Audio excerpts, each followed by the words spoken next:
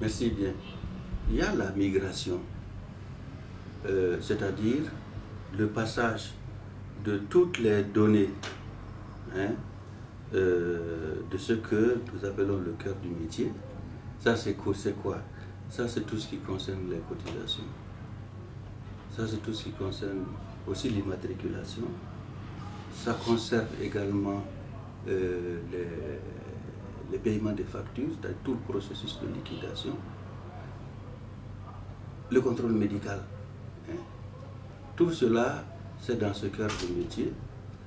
Et donc, il y a un certain nombre de domaines dans lesquels nous aurons une technologie de pointe. Hein, et par conséquent, ça nous permettra de maîtriser tous ces aspects dont je viens de parler. Ça, c'est une chose. Mais l'autre chose qui est d'envergure, c'est tout le dispositif qui nous permet de produire des supports fiables. Des supports fiables, en particulier la carte que les assurés détiennent et qui leur permettent d'accéder aux soins. Cette carte-là, aujourd'hui, n'est pas fiable. Et c'est ce qui constitue le principal terreau pour la fraude. Avec le système des cartes biométriques que nous allons produire, il y aura l'empreinte digitale, il y aura une puce qui va permettre de savoir si vous allez dans un centre de santé avec un lecteur, on saura si vous êtes à jour de cotisation ou pas, si vous êtes donc, si vos droits sont ouverts ou pas. Et cette carte est couplée avec le NINA.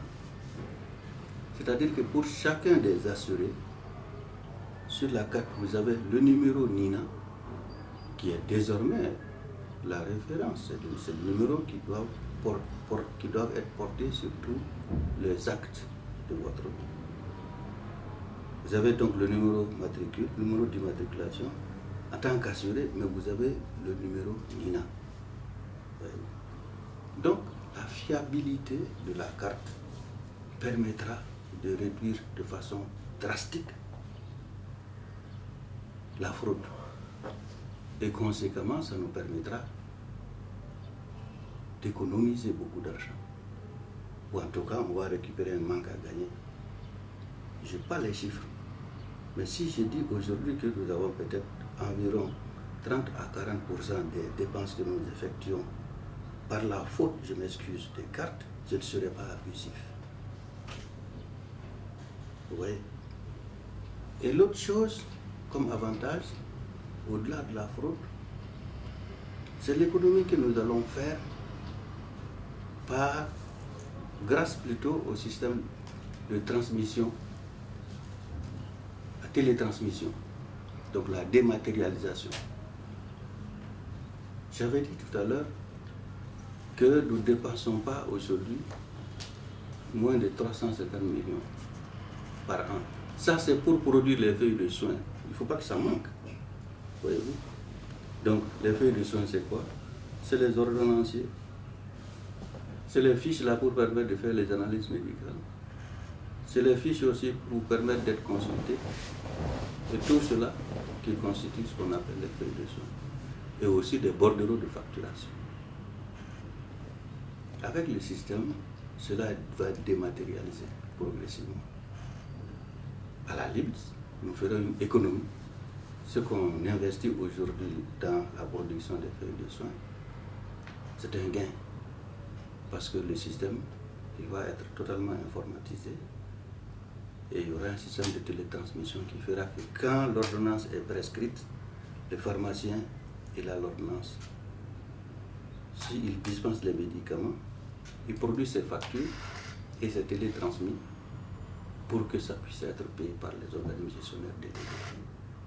Donc, c'est des avantages incommensurables. Hein?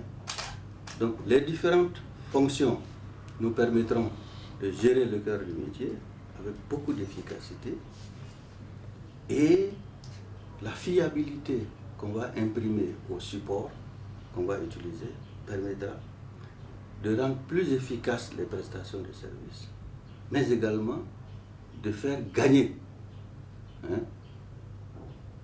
en termes de dépenses pour le fonctionnement.